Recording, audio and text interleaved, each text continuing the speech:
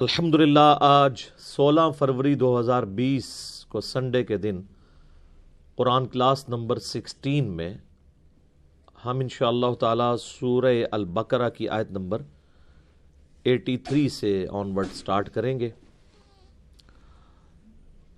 یہ جو آیت نمبر 83 ہے اس میں 10 کمانڈمنٹس کا مختصر سا ورژن آیا ہے، ڈیٹیل تو انشاءاللہ سورہ بنی اسرائیل میں جا کر آئے گا۔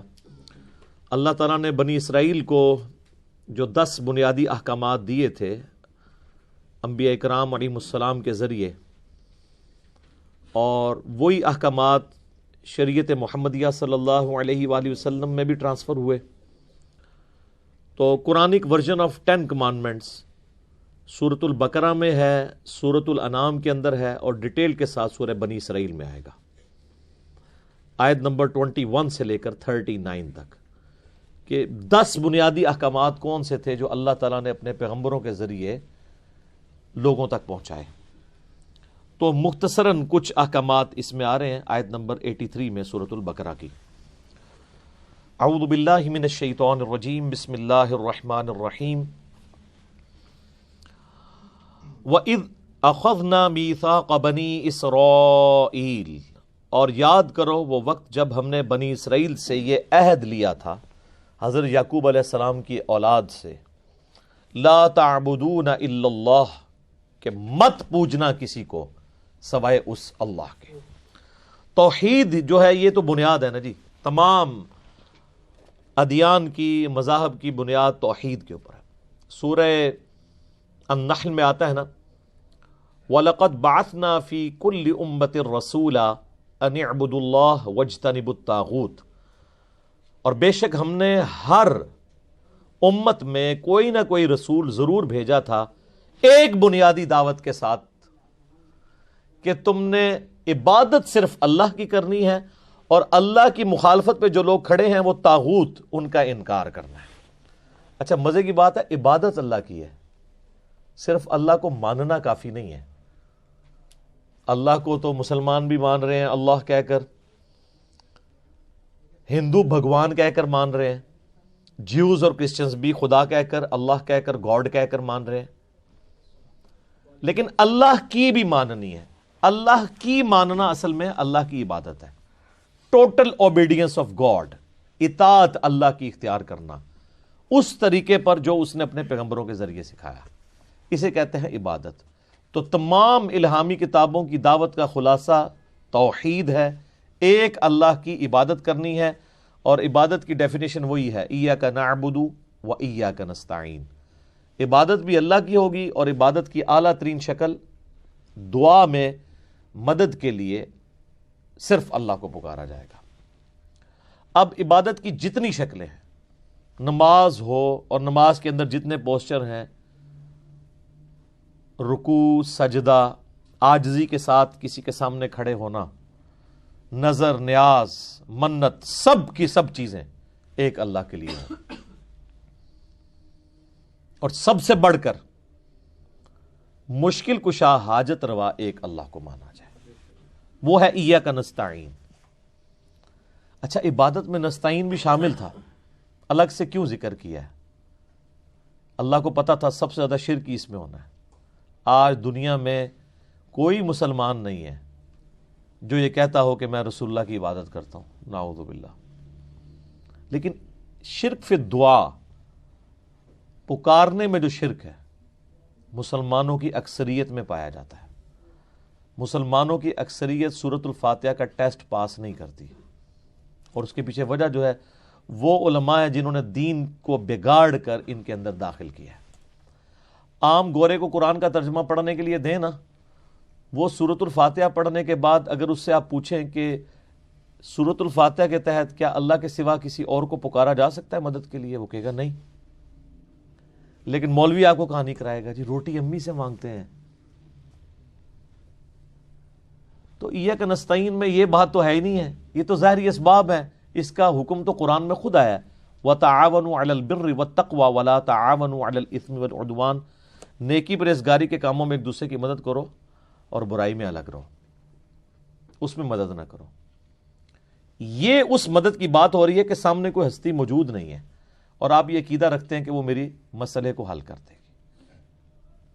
سامنے ہستی موجود ہو، چاہے مسلمان ہو، کافر ہو، انسان ہو، جانور ہو یا کوئی اور مخلوق ہو، آپ اس سے مدد لے سکتے ہیں۔ میں آپ سے کہتا ہوں مجھے پانی پلا دیں، ٹھیک ہے، لیکن آپ بغداد میں ادھر بھی قبر کے اندر دفن ہے اور میں آپ سے مجھے پانی پلا دیں، تو مانگ کے دیکھ لیں، کوئی پلا سکتا ہے تو پلا کے بتا دیں، کیونکہ وہ پلی اسی سے لیتے ہیں۔ وَاسْتَعِينُوا بِالصَّبْرِ وَالصَّلَاةِ، نماز اور صبر کے ذریعے مدد چاہو۔ کس کی؟ ان اللہ مع الصابرین، اللہ کی مدد، اللہ صبر کرنے والوں کے ساتھ ہے۔ اس کا مطلب کوئی نہیں لیتا المدد یا نماز، المدد یا صبر۔ نماز اور صبر تو توسل اور وسیلہ ہے اللہ تک پہنچنے کا، مانگنا اللہ ہی سے۔ بارش کون برساتا ہے؟ اللہ۔ ڈیوٹی کس کی ہے؟ فرشتوں کی۔ لیکن فرشتوں سے بارش مانگ نہیں سکتے، شرک ہو جائے گا۔ مانگنی اللہ سے۔ فرشتوں کو چھوڑ دیں، آپ کے سامنے ایک بہت بڑا مشکل کشا ہے، سورج ختم ہو جائے تو پوری دنیا تباہ و برباد ہو جائے۔ سورج کی وجہ سے ہی تو سبزہ اگتا ہے، سورج کی وجہ سے موسم تبدیل ہوتے ہیں، سورج کی وجہ سے ہی پانی کا واٹر سائیکل چل رہا ہے۔ نہ سورج ہو تو نہ سمندروں کا پانی ایویپوریٹ ہو کے گلیشیئرز کی فارم میں سٹور ہو یا بارش کی شکل میں ہمارے پاس آئے، یہ سب کچھ ختم ہو جائے تو کسی کے وہم میں بھی یہ چیز بات آتی ہے کہ وہ کہے کہ المدد یا سورج میری مدد فرمائیے۔ جن بزرگوں کو لوگ پکار رہے ہیں نا، ان کا مشکل کشا بھی سورج ہے ظاہری اسباب میں، تو پھر بابوں کو بھی پکار دیا کرنا ہے۔ تو ہم تو ریکویسٹ ہی کر سکتے ہیں کیا کہ مرنے سے پہلے اے مسلمان کر لے اس پہ غور، کتابوں کا خدا اور ہے، بابوں کا خدا اور۔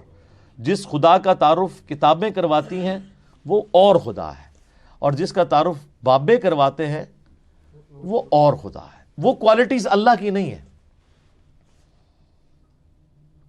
وہ ان کا کوئی تصور ہے جس کو انہوں نے خدا کا نام دے دیا ہے۔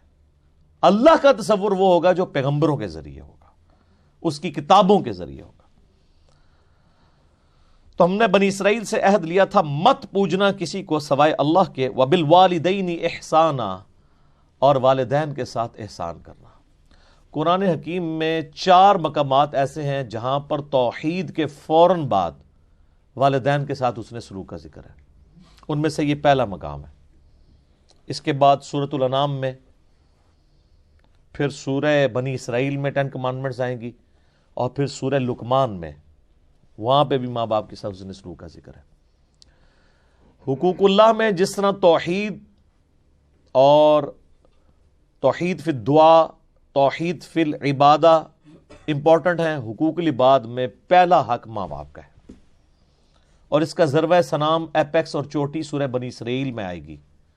وہاں تو یہاں تک آیا کہ ماں باپ کو اف بھی مت کہنا، اور اگر دونوں یا دونوں میں سے ایک بڑھاپے کی حالت میں تمہیں ملے تو ان کے سامنے اپنے عاجزی کے ساتھ کندھے جھکا کر رکھنا، ان کو اف تک مت کہنا، اور ان کے لیے دعا کرنا کہ اے اللہ ان پہ بھی رحم فرما، جس طرح بچپن میں انہوں نے مجھ پہ رحم کر کے مجھے پالا تھا۔ تو والدین کو چونکہ اللہ تعالیٰ نے دنیا میں آنے کا ذریعہ بنایا انسان کا، اور وہ کتنی مشقت کر کے پال پوس کے بڑا کرتے ہیں، ظاہری اسباب میں سب سے بڑا ذریعہ والدین کو بنایا، لہٰذا ان کا حق بھی سب سے زیادہ ہے۔ اور اس کے بعد وذی القربیٰ، اور قریبی رشتہ داروں کے ساتھ بھی احسان کرنا، والیتامیٰ، اور یتیموں کے ساتھ، والمساکین، اور مساکین کے ساتھ، مسکین لوگ، غریب لوگ جن کے لیے 2 وقت کی روٹی ایشو ہے، اگر آپ ان کے لیے صدقہ اور خیرات کر سکتے ہیں تو وہ ضرور کریں۔ وَقُولُوا لِلنَّاسِ حُسْنًا، اور لوگوں سے اچھی بات کرنا۔ اچھا، بعض لوگ اس کا ترجمہ یوں کر دیتے ہیں کہ لوگوں سے حسن اخلاق سے پیش آنا، وہ بھی درست ہے۔ حسن اخلاق سے پیش آنا یہی ہے کہ اس سے اچھی بات کرنا، یہ نہیں ہے کہ مسکراتے ہوئے اسے گناہ کی دعوت دینا۔ لوگ یہ سمجھ رہے ہوتے ہیں کہ بڑی ایکٹنگ کر کے بولنا یہ حسن اخلاق ہے۔ حسن اخلاق یہ ہے کہ اخلاقیات کیا ہیں، ہم کن چیزوں کو غیر اخلاقی کہتے ہیں؟ جو انبیاء کی تعلیمات کے مخالف ہوتی ہیں، جو انبیاء اکرام علیہ السلام نے چیزیں تعلیم فرمائی ہیں، وہ اعلیٰ درجے کی اخلاقیات ہیں۔ یعنی کسی کو نماز کی طرف بلانا یہ اخلاقیات ہے، کسی کو کہنا جھوٹ مت بولو یہ اخلاقیات ہے. کسی کو کہنا کہ کاروبار میں ڈنڈی مت مارو، یہ اخلاقیات ہے. کسی کو کہنا کہ تم اپنے ماں باپ کے ساتھ حسن سلوک کرو، اپنے بہنوں اور بھائیوں کا حق وراثت میں مت دباؤ، یہ اخلاقیات ہے. حرام خوری مت کرو، یہ اخلاقیات ہے. اچھا، ہمارے معاشرے میں اخلاقیات یہ ہے کہ کوئی جو بھی الٹا کام کر رہا ہو اس کے ساتھ مسکرا کے بات کرے کہ لگا رہا جیسے لگا ہے. یہ اخلاقیات نہیں ہے. یہ انڈیا پاکستان بنگلہ دیش کی اخلاقیات ہے. پھر میں کیوں نہ کہوں کہ مرنے سے پہلے اے مسلمان کر لے اس پہ غور، کتابوں کا خدا اور ہے، بابوں کا خدا اور. یہ سیکھنا ہوگا. یہ قیامت ہے اس کے اندر مضمر. اللہ کا وہ تعارف مانا جائے گا جو اس نے خود کروایا ہے اپنے انبیاء کے ذریعے، کتابوں کے ذریعے. وَأَقِيمُوا الصَّلَاةَ، اور نماز کو قائم کرنا. وَآتُوا الزَّكَاةَ، اور زکوٰۃ ادا کرتے رہنا. آپ دیکھ لیں کہ توحید کے فوراً بعد حقوق العباد کا ذکر آیا ہے اور اس کے بعد نماز کا ذکر آیا ہے، اس امپورٹنس کو بتانے کے لیے کہ نمازوں کا خدا اور نہیں ہے. نمازوں کا خدا بھی وہی ہے جو ماں باپ کا خدا ہے. اسی خدا نے ماں باپ کے ساتھ اس نے سلوک کا کہا ہے جس نے نماز پڑھنے کا کہا ہے. لیکن پرائورٹی اس لیے کی کہ بعض اوقات دین پہ چلنے والے لوگوں سے حقوق العباد کے معاملے میں سستی ہو جاتی ہے، تو اسی چیز کو ہائی لائٹ کیا. اور یہ سٹائل آپ کو قرآن حکیم میں بارہا آئے گا کہ اللہ تعالیٰ نے توحید کے فوراً بعد حقوق العباد کا ذکر کیا اور اس کے بعد عبادات کا ذکر کیا. کیونکہ جو لوگ پریکٹسنگ مسلمان ہوتے ہیں نا، تو شیطان ان پہ پہلا حملہ یہ کرتا ہے کہ وہ اپنے گیٹ اپ میں تو اسلام نافذ کر لیتے ہیں، نماز بھی پڑھنا شروع کر دیتے ہیں، لیکن اپنے معاملات میں انتہائی برے ہوتے ہیں. اور اس کا گلہ آپ اکثر لوگوں سے سنتے ہوں گے. وہ دیکھیں جی انہیں داڑھی رکھی ہے، داڑھی رکھ کے پہ کیا کرتا ہے، ویکھو انہوں. پھر داڑھی والے بھی کہہ رہے ہوتے ہیں جی داڑھی کا اس میں کیا قصور ہے. داڑھی کا قصور نہیں سر، آپ کا قصور ہے. لوگ یہ ایکسپیکٹ کر رہے ہیں کہ ایک بندہ پریکٹسنگ مسلمان ہے تو اسے الٹی حرکتیں نہیں کرنی چاہیے. کیوں؟ اس داڑھی کے اگینسٹ آپ عزت بھی تو عام بندے سے زیادہ اویل کر رہے ہیں. جب آپ عزت ڈبل اویل کر رہے ہیں تو سر جب پھر آپ کی پکڑ کی باری آئے گی نا، پھر آپ پہ پکڑ بھی ڈبل ہوگی. یہ تو نہیں ہے پریویلیجز ہی لینی ہے آپ نے، انہی کو کیش کروانا ہے. اس لیے دیکھیں کہ امہات المومنین کے بارے میں سورۃ الاحزاب میں آیا کہ نبی کی بیوی ہو، تم عام عورتوں کی طرح نہیں ہو. اگر تم نے کوئی بے حیائی کا کام کیا تمہیں دوگنا عذاب ہوگا، اور اگر تم اللہ اور اس کے رسول کی تابع فرمان رہی تو تمہارے لیے اجر بھی ڈبل ہے.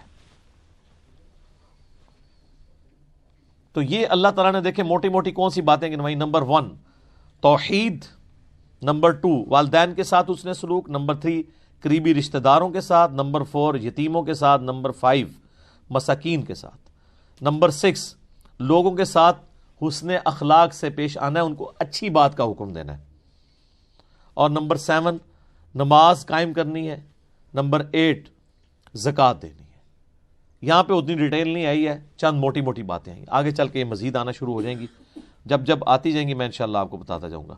ویسے الگ سے 10 کمانڈمنٹس کے اوپر میرا مسئلہ نمبر 77 ریکارڈ ہے، آپ یوٹیوب پہ جا کے لکھیں تو وہ آپ کے سامنے لیکچر کھل جائے گا. تو اللہ تعالیٰ فرماتا ہے یہ ساری چیزیں ہم نے حکم دی تھی بنی اسرائیل کو، ثم تولیتم، لیکن تم ایسے ناہنجار نکلے کہ تم نے روگردانی کر دی. اس کے بعد اللہ نے عہد بھی لیا اپنے پیغمبروں کے ذریعے کہ ان چیزوں کا خیال رکھنا ہے، لیکن تم نے منہ پھیر لیا. الا قلیلا منکم، سوائے قلیل لوگوں کے کہ وہ تو اپنے اس عہد پر قائم رہے. اکثریت جو ہے وہ گمراہی کے راستے پہ چلی. اور سر اس امت کا بھی یہی حال ہے.